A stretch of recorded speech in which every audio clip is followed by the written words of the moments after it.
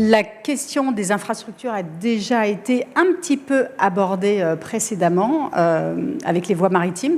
On va évidemment développer et approfondir ce point qui est, comme vous le savez, absolument crucial pour le développement, et pas seulement de l'Afrique. Alors, pour éviter de perdre une miette de notre temps, parce que notre temps est compté, et nous avons 5 panélistes que je suis ravie d'accueillir. Je vais passer directement aux présentations. Nous avons l'honneur d'accueillir son Excellence Guilain Nyembo, ministre d'État, ministre du Plan et de la Coordination de l'aide au développement de la République démocratique du Congo. Merci, bienvenue à vous.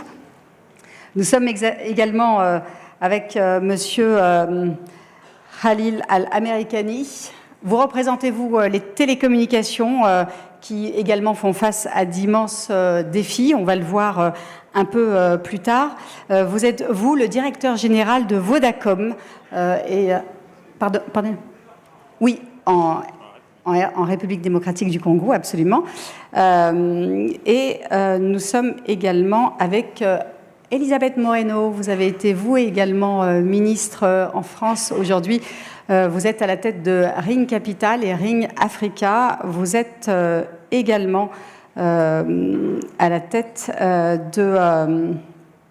d'Invest Africa.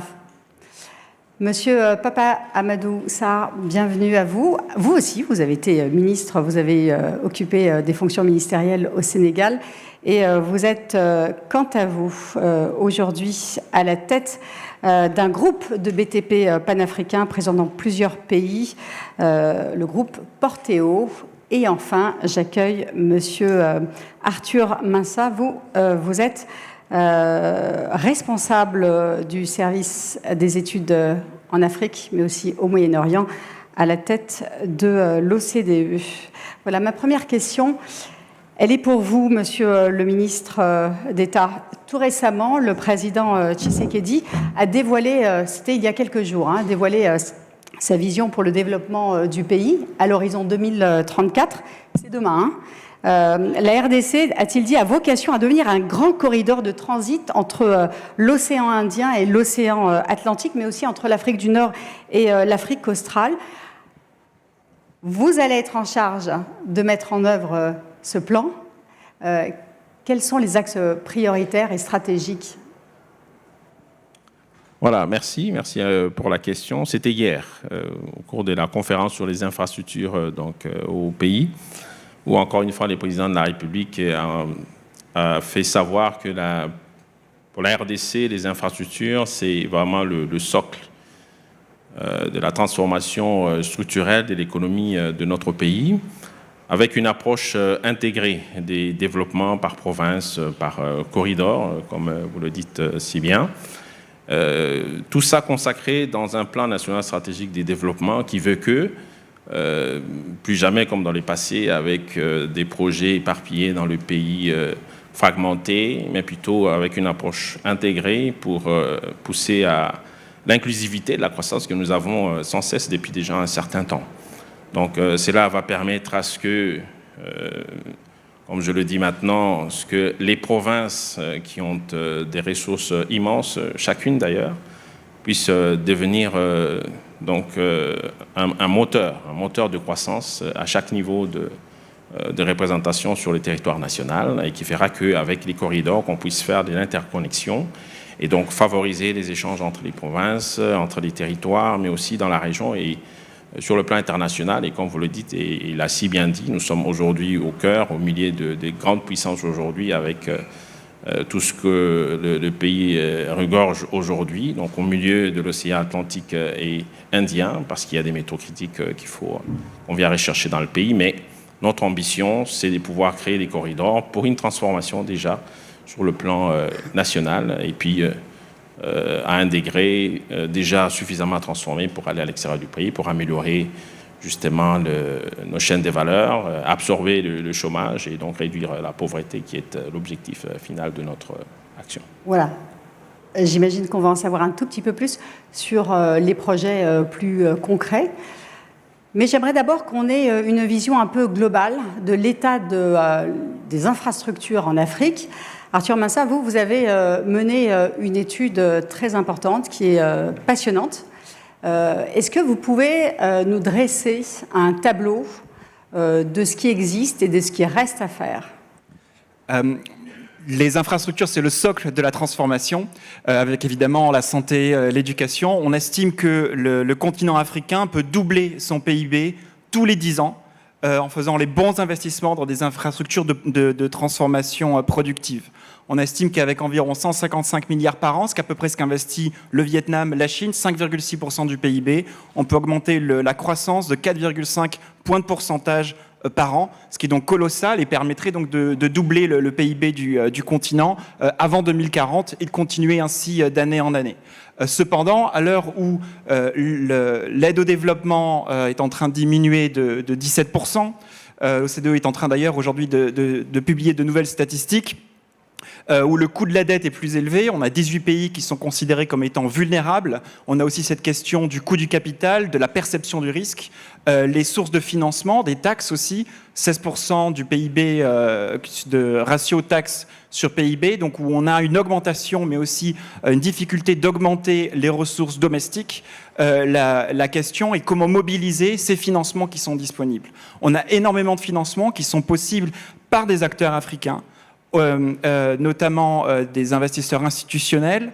On estime que si 10,5% de ces actifs étaient investis, on pourrait largement dépasser les objectifs du développement durable uniquement par des acteurs africains sans avoir recours à des acteurs internationaux, mondiaux, hors d'Afrique. Donc si en plus on conjugue les capacités avec ces acteurs internationaux qui financent aujourd'hui 48% des infrastructures sur le continent, alors que le secteur privé en fonctionne que 11%. Donc on a énormément de travail à fournir sur la participation du secteur privé dans ces infrastructures. Eh bien, on peut arriver à changer la donne de manière à créer des emplois productifs, des infrastructures qui permettent de circuler les biens, les personnes et donc de transformer les économies africaines, et ce avec des politiques aussi qui fonctionnent. Donc en utilisant des corridors de développement, les développements notamment urbains, en utilisant les plans de développement qui existent au niveau national, régional, continentaux, PIDA 2 par exemple, avec l'Union africaine, Aouda, Népal qui ont identifié 69 projets pour les corridors de développement, des projets intra-régionaux, avec des outils de certification, notamment des outils africains, comme le PIDA Quality Label, mais aussi des partenariats publics-privés. On a environ 36 pays aujourd'hui, sur une quarantaine qui sont évalués, qui ont des unités de partenariat public-privé, mais ces unités n'ont pas toujours les capacités nécessaires en personne. Par exemple, il n'y a pas suffisamment d'audits qui sont faits sur les évaluations post-projet, ou bien des consultations de la société civile. Donc, toutes ces capacités peuvent être renforcées avec les financements nécessaires. On a aussi un coût du capital qui reste trop élevé.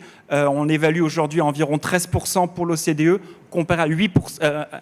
13% en Afrique comparé à 8% à l'OCDE, ce qui est évidemment plus important, mais ce n'est pas autant que lorsqu'on compare la dette souveraine. On estime que le taux de remboursement pour la dette souveraine est 2 fois plus important pour les pays africains que pour les pays de l'OCDE. Donc lorsqu'on regarde au niveau opérationnel, au niveau micro, on a une marge de manœuvre qui est importante pour pouvoir baisser cette perception du risque, donc ce coût du capital, et attirer des financements qui ont un impact qui est beaucoup plus important pour la transformation et la création d'emplois. Merci à Arthur. Vous avez déjà dit beaucoup de choses. On va essayer de reprendre certains de ces points. Elisabeth Moreno, est-ce que le déficit de capital, c'est toute la question? D'abord, bonjour à toutes et à tous. Je suis ravie d'être là pour parler de ce sujet absolument passionnant. Moi, je voudrais commencer, si vous le voulez bien, par partager avec vous 3 préjugés qui biaisent complètement nos décisions sur le continent africain et qui, par conséquence, nous empêchent de prendre, je crois, les bonnes décisions. Le premier préjugé, c'est qu'il n'y a pas de capital en Afrique. C'est faux. C'est complètement faux. On investit aujourd'hui plus de 5 milliards de capitaux privés sur le continent africain. Et quand on parle du venture capital, puisque Ring Capital est un fonds de venture capital, en 7 ans, on est passé de 400 millions d'investissements. 400 millions, c'est pas mal. On peut dire ça pourrait être mieux en comparaison avec d'autres pays de l'OCDE, mais comparaison n'est pas raison. 5 milliards. Ça veut dire quoi? Ça veut dire qu'on ne manque pas de capitaux sur le continent, que ce soit des capitaux continentaux ou des capitaux internationaux, il y en a. En revanche, on manque de confiance. Et on manque de confiance, pourquoi ? Monsieur Mensah l'a dit, en fait, il y a encore tellement de préjugés sur le continent africain que, eh bien, quand il n'y a pas de confiance et qu'il y a des préjugés collectifs, on part du principe qu'il n'y a pas de capitaux. Le deuxième préjugé qui pèse sur le continent, c'est le manque de projets. J'atterris à l'instant, je suis venue directement de l'aéroport, j'arrive du Maroc où il y avait le GITEX, c'est le plus grand forum numérique, technologique qu'il y a aujourd'hui sur le continent avec plus de 30 000 personnes. Des projets, il y en a dans tous les couloirs. Quand on a lancé Ring Africa il y a 2 ans, on n'a pas eu besoin d'aller prospecter pour trouver des projets, parce que les projets venaient naturellement à nous. Pourquoi ? Parce que sur un continent de 18% de population mondiale, il y a à peine 3% de capitaux privés. Donc des projets dans l'énergie, dans le climat, dans l'éducation, dans la santé et tout ce que vous voudrez, dans l'agriculture, il y en a. Pourquoi ? Parce que le continent africain est le continent sur lequel il y a encore le plus de possibilités et d'opportunités de développement et de croissance. Et le troisième préjugé, c'est que l'Afrique, c'est le continent de l'avenir. Ben là non plus, c'est pas vrai. L'Afrique n'est pas le continent de l'avenir. Ça fait 30 ans qu'on dit que l'Afrique est le continent de l'avenir. Ça fait 30 ans qu'on rêve que l'Afrique se réveille. Ben non, en fait, l'Afrique, elle est déjà réveillée. Ce qui est assez fascinant, c'est que dans ce forum au Maroc, il y avait des Russes, il y avait des Turcs, il y avait des Singapouriens, il y avait évidemment des Chinois, il y avait les Émirats, il y avait tout le Moyen-Orient, et puis il y a de moins en moins de Français. Donc, quand on dit que l'Afrique est le continent de l'avenir, c'est pas vrai. L'Afrique est le continent du présent. C'est un continent qui a des opportunités colossales. Mais tant qu'on continuera de dire que les risques sont plus élevés, tant qu'on continuera de dire que les projets ne sont pas de qualité parce qu'on les compare à des standards occidentaux qui ne peuvent pas, on peut pas faire du copier-coller entre ce qui se passe aux États-Unis, à Pékin ou à Paris, avec Abidjan ou avec Casablanca, tout simplement. Pour en revenir aux infrastructures, Monsieur Al-Americani, vous faites quand même face à des difficultés qui sont bien réelles en termes et qui freinent aussi le développement des télécommunications. Or, pourtant, on dit combien l'Afrique gagnerait, pourrait faire son saut numérique et son saut économique grâce à Internet. Et pourtant, le déploiement, la connectivité est encore un frein, est encore un problème. Merci et puis bienvenue à tous. J'aimerais rappeler que la RDC, après 52 ans, s'est qualifiée pour la Coupe du Monde, donc on est ravis pour ça. Bonne chance à nos léopards. Pour en revenir à ce que vous disiez, j'ai écouté son Excellence, Monsieur le Ministre, nous travaillons déjà ensemble, mais également les autres panélistes. Les télécommunications ont apporté à l'Afrique, mais au monde en général, mais à l'Afrique en particulier, des accélérateurs, ce qu'on appelle le quantum acceleration. Il y a beaucoup de termes pour dire qu'on arrive à accélérer de quasiment rien aux dernières technologies. Et ça s'est déjà passé dans les télécommunications. Ça se passe également dans tout ce qui est inclusion financière. Oui, on a des déficits d'infrastructures. Ils sont nombreux, ils sont lourds pour certains, mais j'y vois plus l'opportunité que les challenges. Pour en revenir à ce que disait son Excellence, Monsieur le Ministre, et ce qu'a rappelé notre Président, son Excellence, Monsieur Félix Tshisekedi, la RDC est vraiment le point de connexion entre le Nord, le Sud, l'Est et l'Ouest. On a 3 axes de connectivité sur l'Atlantique, sur l'Indien, et puis au Sud par l'Afrique du Sud. Il faut qu'on puisse, pour déclencher la connectivité africaine, passer par la RDC. On ne peut pas connecter l'Afrique en oubliant la RDC. Pour ça, il va falloir travailler du téléphone portable jusqu'au câble sous-marin. Ça fait beaucoup de boîtes. Donc, on a travaillé en faisceau hertzien, maintenant on travaille en fibre optique. Les challenges, aucun fournisseur d'accès ou aucun acteur privé ne pourra tout seul apporter les solutions à ces challenges structuraux.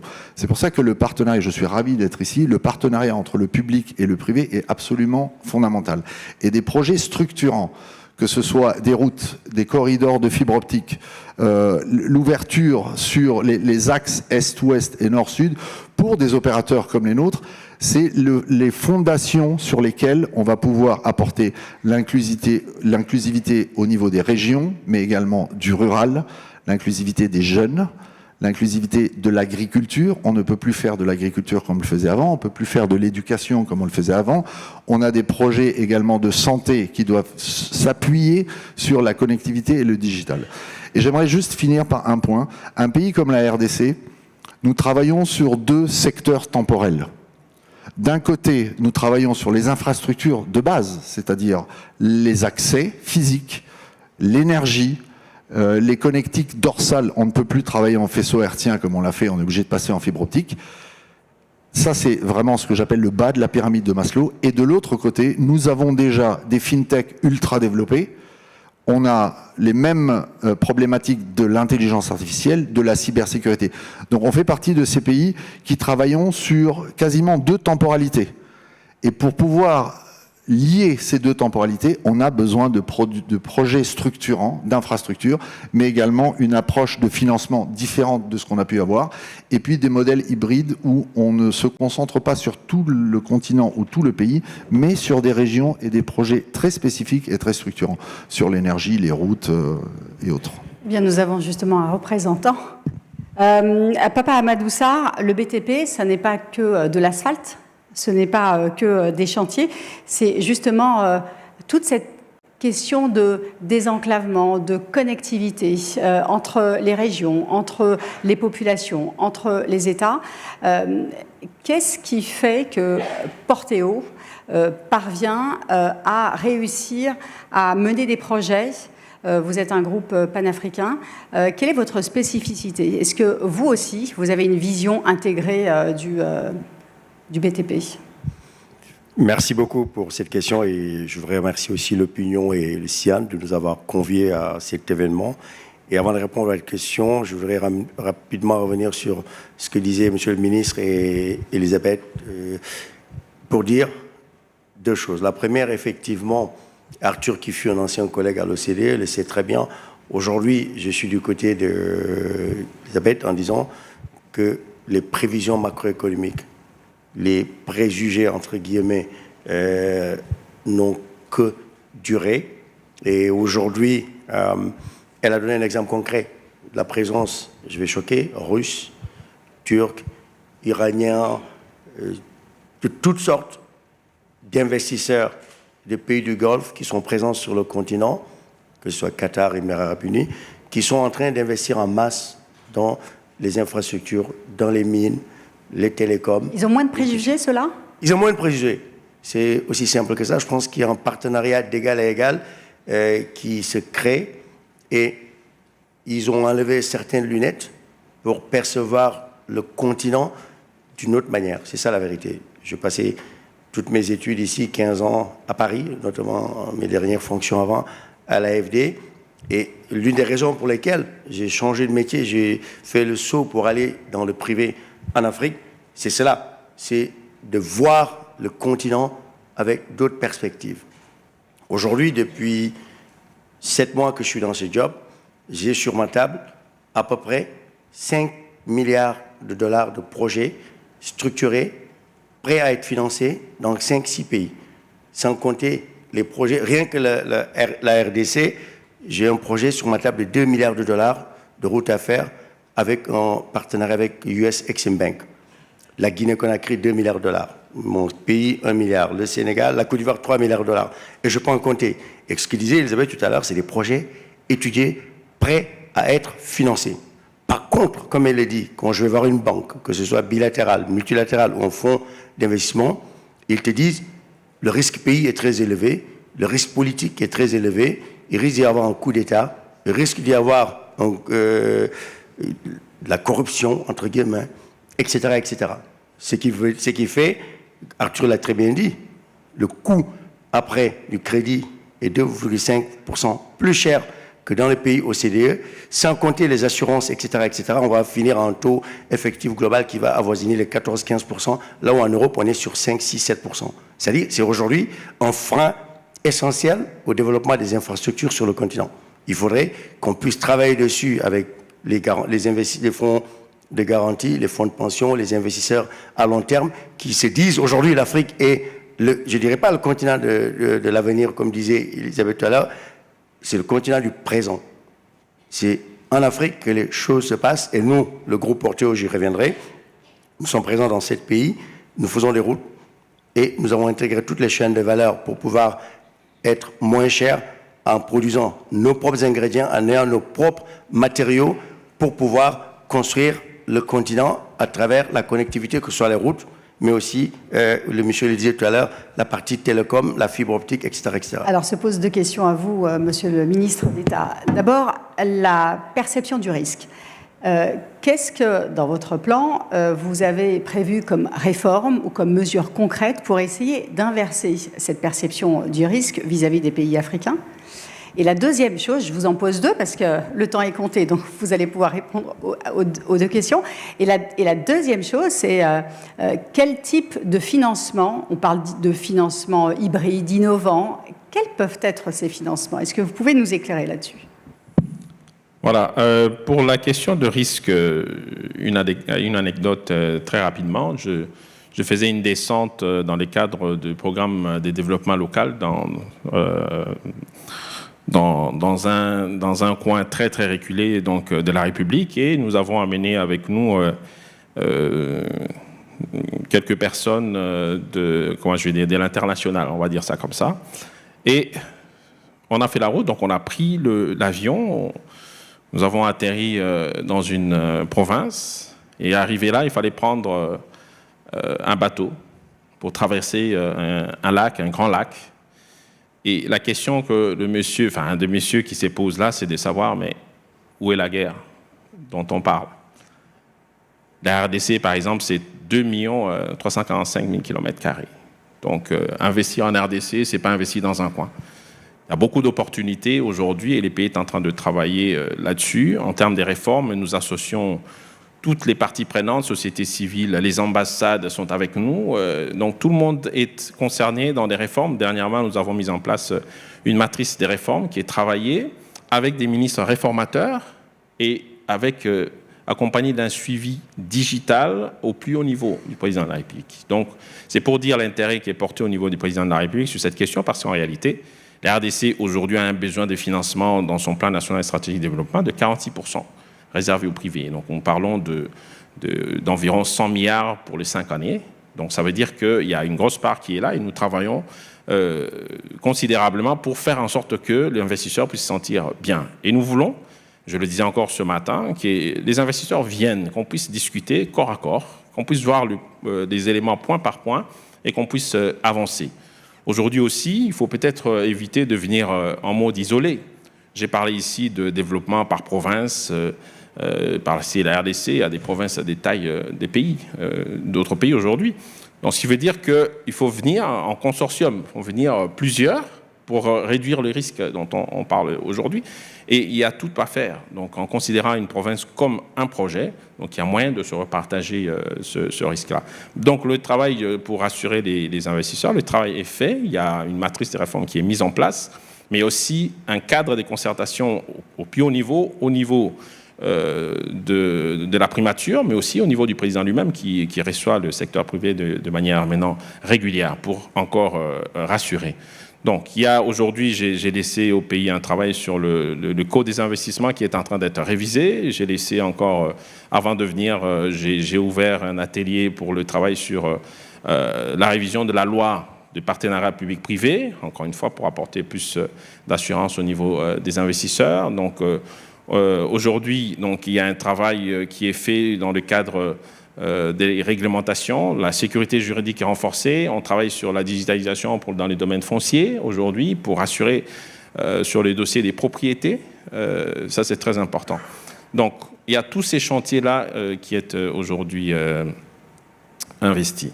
Alors, s'il faut parler des financements, déjà, le pays fait un effort pour travailler sur l'augmentation des recettes pour réserver encore une bonne part aux investissements. Donc, il y a un effort au niveau et il y a encore le travail sur le PPP, je l'ai dit, 46% de besoins en financement. Donc un travail qui est fait pour mieux informer les investisseurs là-dessus.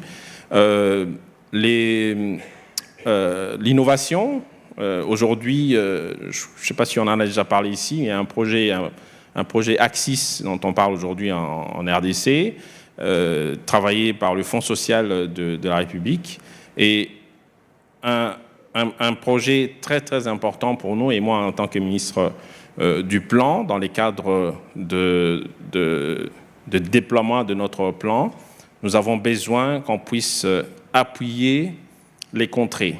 Donc aujourd'hui, par exemple, il y a un programme de développement local qui souffre de financement, mais on peut utiliser cet outil-là qui permet à ce qu'on puisse valoriser les richesses au niveau des communautés locales et donc favoriser le fait que la province puisse avoir de ressources directement au lieu d'attendre Kinshasa et lui permettre d'appeler des capitaux pour servir financer les infrastructures. Mais aussi, ce que peut-être les gens ne vont peut-être pas réaliser, c'est que c'est un projet très intéressant parce qu'aujourd'hui, on travaille sur l'or, si vous regardez sur le territoire national, il y a des poches avec des groupes armés, parfois qui viennent. Ça va à terre tout ça, parce qu'on va structurer, l'État a mis le paquet pour faire en sorte qu'on puisse dégager tous ces réseaux mafieux et donc permettre une émergence de ces populations au niveau local qui, aujourd'hui, peut-être n'arrivent pas à attirer les capitaux étrangers. On dit ici que il y a une forte diminution. Je crois qu'on en a parlé ici de la tokenisation. Aujourd'hui, prise en charge au niveau, la BAD porte ce projet. Donc, c'est un produit financier qui pourrait intéresser la RDC ? Mais bien sûr, c'est développé au niveau de la RDC. Donc le Fonds social, c'est en République démocratique du Congo. Et encore, je me rappelle parce que c'est un dossier sur lequel je travaillais quand j'étais encore directeur des cabinets du président de la République.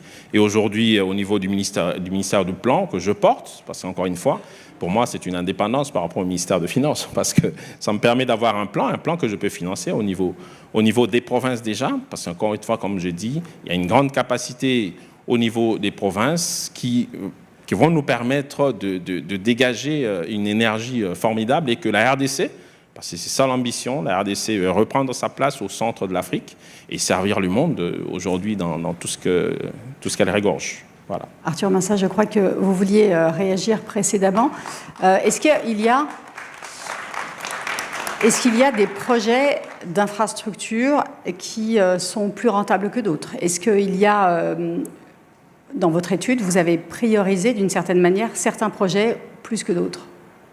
Alors, on a priorisé les projets qui sont sur des corridors de développement. D'abord parce que ça correspond aux ambitions d'intégration régionale des institutions africaines. Ensuite parce qu'il y a un potentiel extraordinaire pour pouvoir justement pallier au déficit de connexion de commerce à 14% du commerce total de l'Afrique qui est intra-africain. Donc si on compare avec l'Union européenne, plus de 60%, l'Asie, l'intégration des chaînes de valeur pour la transformation locale est absolument indispensable. Or, les pays africains commercent plus avec les pays non africains qu'entre eux. Donc ça, des corridors de développement entre les régions, entre les pays sont absolument cruciaux. Ça passe aussi avec de la fibre, donc avec des infrastructures qui sont transformatives et qui peuvent permettre donc de faire des sauts de technologiques pour pouvoir se développer plus rapidement. Et on observe d'ailleurs que dans ce type de technologie-là, on a des investissements qui sont en majorité du secteur privé, alors que pour d'autres, comme pour la route, le rail, des infrastructures plus lourdes, on vient plutôt du secteur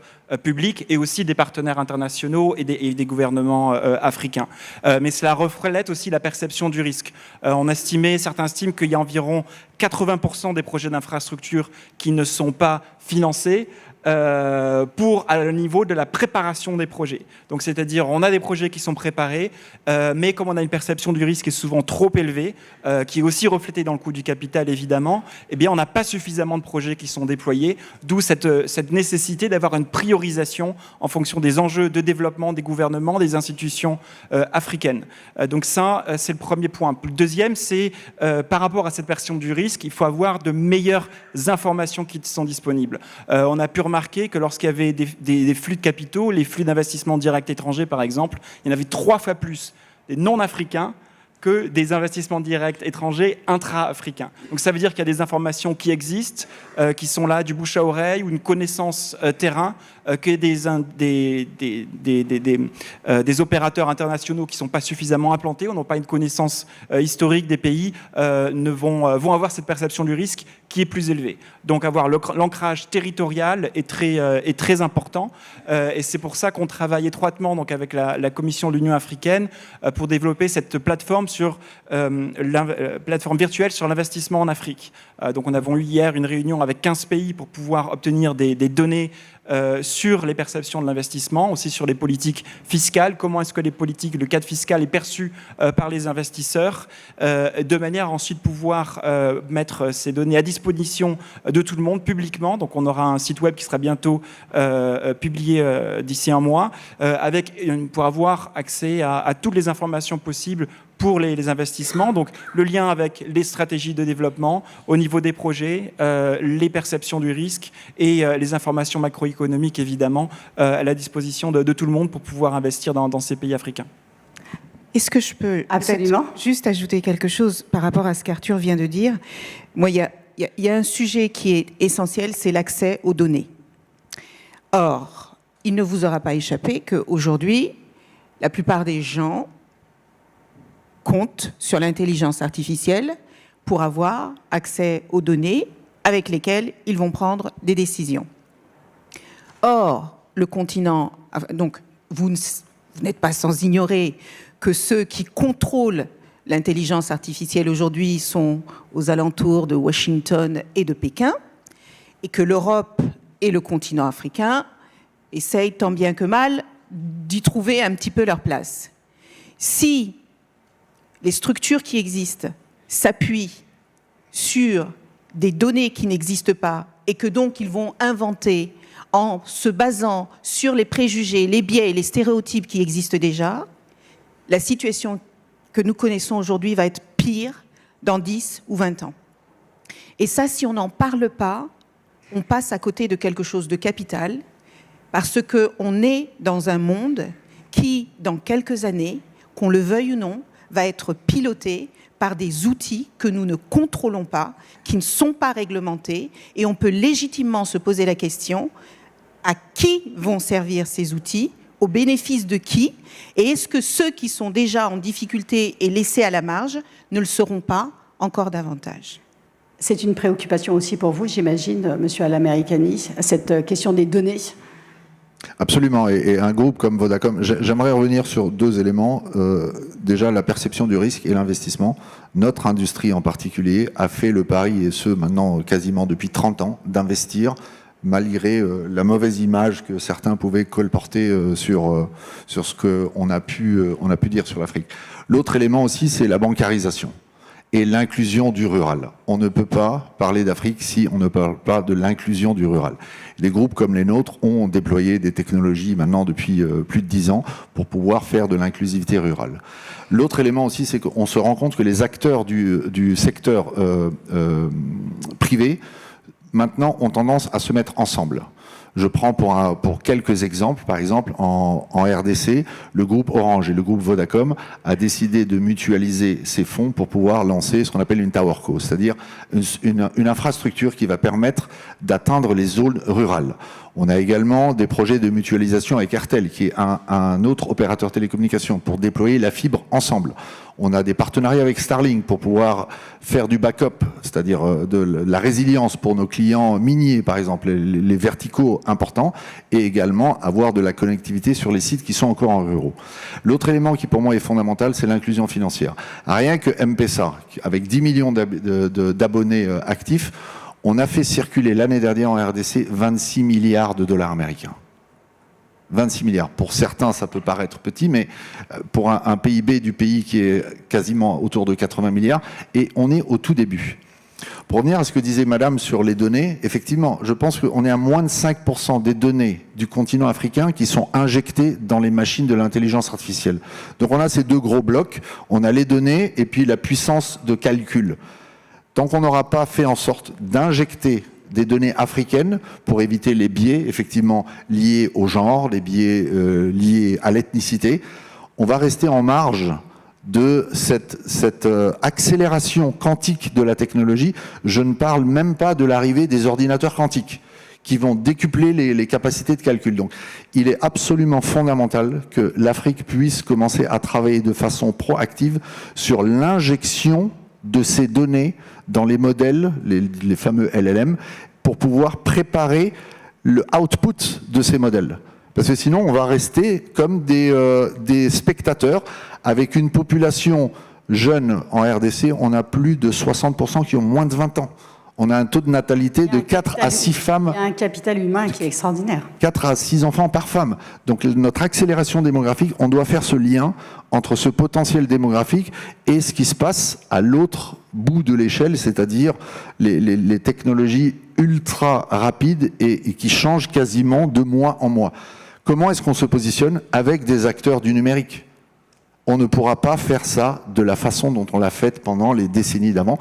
Il faut qu'on utilise l'outil numérique pour digitaliser, pour récolter les données, pour faire les paiements des taxes, basculer de l'informel vers le formel. Ça va faire exploser notre PIB et notre capacité d'emprunt.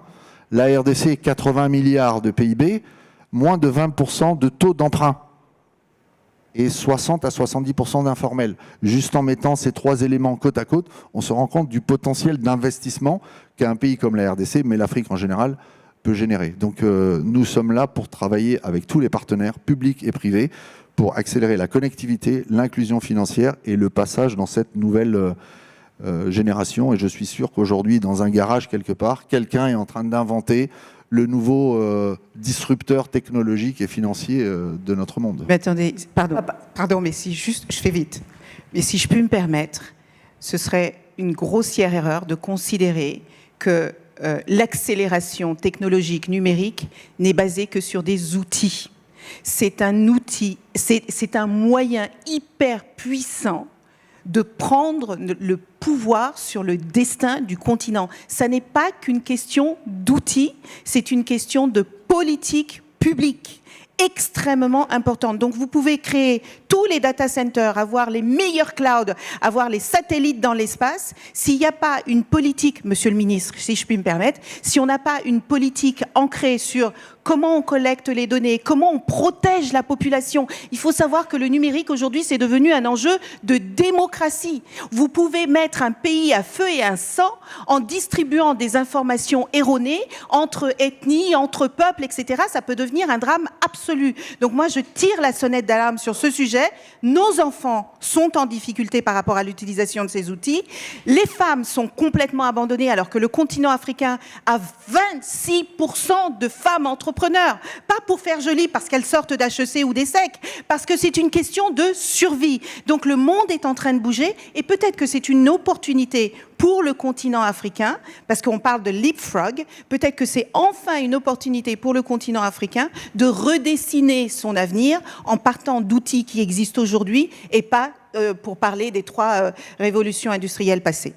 Papa Amadoussa. Je crois qu'Elisabeth a conclu le débat. Mais il est parti très loin. Le débat est parti très loin. Est-ce que vous aussi, dans le BTP, vous pouvez imaginer, par exemple, des partenariats privés-privés avec des presque concurrents? Parce que ma question est de savoir comment vous, en tant qu'acteur panafricain, vous arrivez à subsister entre les Turcs, les Chinois et désormais les pays du Golfe. Absolument. Mon collègue de Vodacom a dit quelque chose d'essentiel qui, il y a 10 ans, ne pouvait pas arriver. Il dit qu'ils ont travaillé avec Orange, RTL et autres. Je me rappelle quand j'étais de l'autre côté au gouvernement du Sénégal, les opérateurs se faisaient la concurrence pour gagner des parts de marché avec des méthodes souvent pas très catholiques ou musulmanes d'ailleurs. Et ce qui est aujourd'hui essentiel, et il l'a dit, c'est ce partenariat privé-privé, la force d'Orange et du groupe Vodacom en face des banques pour lever des ressources peu chères et à long terme pour investir dans les infrastructures, que ce soit la fibre optique et autres. Et nous faisons la même chose dans le domaine des routes. Aujourd'hui, nous travaillons avec nos concurrents sur le terrain, que ce soit des Françaises comme Colas, Bouygues, des Chinois, CRBC, des Turcs, etc., etc., Matière, une autre française, avec qui nous faisons des joint ventures, B6 des Belges, pour travailler sur les ouvrages d'art, sur les ponts, sur les routes en Côte d'Ivoire, au Gabon, au Bénin. Pour moi, c'est très simple. Il y a de la place pour tout le monde. Le besoin infrastructurel, Arthur l'a dit tout à l'heure, par an, c'est 170 à 180 milliards de dollars. Et il n'y a que 180 milliards à peu près qui est disponible. Donc ce qu'il faut, c'est que les entreprises, les banques, les investissements avec les États puissent réunir leurs forces pour pouvoir connecter le continent. Il a dit quelque chose d'important tout à l'heure, les corridors. J'y crois aussi, et nous sommes axés sur le corridor ouest-africain d'Abidjan, Lagos jusqu'à Dakar, pareil de l'autre côté de Mombasa jusqu'à Addis Ababa. Il y a que dans la zone comme ça aussi, c'est à travers ces grands corridors qu'on pourrait faire des routes, des autoroutes de qualité, des ponts de connexion entre les peuples, parce qu'il faut se dire, aujourd'hui, l'Afrique, avec le plan 2003 de l'Union africaine, est en train de s'interconnecter davantage, et un jour, j'espère, on aura un seul passeport pour tous les Africains qui pourront bouger dans le continent comme on a en Europe. Ça, c'est essentiel. Je terminerai par ce qu'a dit Elisabeth tout à l'heure, et c'est vrai. Aujourd'hui, et nous le faisons, c'est pas pour faire de la pub, nous sommes en train de construire des data centers un peu partout en Afrique. Et je le disais à l'époque, pourquoi on a des données sénégalaises, c'est OVH Cloud. Ça n'a pas de sens. Les États sont en train d'investir davantage dans des data centers locaux. Ça y va de la souveraineté des États. Non seulement, comme Elisabeth le disait, pour contrôler ce qui se passe, ce qui se fait, mais aussi pour travailler, faire des projections, faire des planifications et investir dans le long terme. On en revient à la donnée. Et enfin, comme il a dit tout à l'heure, par rapport à la RDC, je rappelle que le Sénégal est champion d'Afrique encore.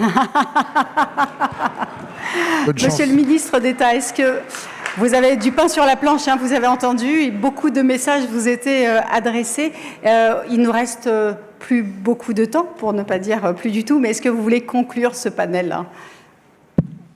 Écoutez, donc moi je suis ravi d'entendre tous ces commentaires qui mettent en avant cette réalité, donc de changer les narratifs pour l'Afrique. Et je parlais particulièrement pour la RDC, qui est un pays avec un potentiel énorme. Et donc voilà, donc on voulait, pour moi, le plus important, c'est de prendre rendez-vous avec tous les investisseurs qui veulent être rassurés et de nous asseoir un à un pour essayer d'élever les options et voir dans quelle mesure on peut les servir, parce que aujourd'hui, des grands projets, le projet INGA, que tout le monde attend d'ailleurs, qui est déjà en marche. La Banque mondiale a déjà mis la main, donc il y a déjà 1 milliard qui est en cours, un projet sur 10 ans avec 8 millions d'emplois à créer pendant 10 ans. Donc un projet très intéressant et avec un développement des communautés. Encore une fois, l'accent est mis sur l'inclusivité au niveau le plus reculé de la République. Vous avez des gros corridors, l'Obito aujourd'hui est mis en avant aussi avec les Américains. Voilà, donc il y a des grands projets aujourd'hui structurants pour la RDC, mais aussi pour la région et pour le monde. Donc nous sommes là pour servir. Et ce n'est pas un rêve, comme il a dit tout à l'heure Inga, parce qu'on a vu la même chose avec Simandou en Guinée. Absolument. Voilà, le couloir vert. Simandou qui a beaucoup attendu avant de voir le jour. Le couloir vert, aujourd'hui lancé, 500 000 km², donc à développer. Et donc vous avez parlé ici de l'innovation en termes de l'attraction des capitaux, de développer le crédit carbone. Donc c'est tout dans cet espace-là. Donc voilà, la RDC, elle est prête, elle se prépare, donc elle veut que voilà, les investisseurs puissent venir et nous discutions. Il y a tout à prendre à la RDC. Merci. Merci à vous tous. Merci également à vous de nous avoir écoutés. Rendez-vous l'année prochaine pour voir quel a été l'état d'avancement de tout ce qui a été dit aujourd'hui. Merci beaucoup.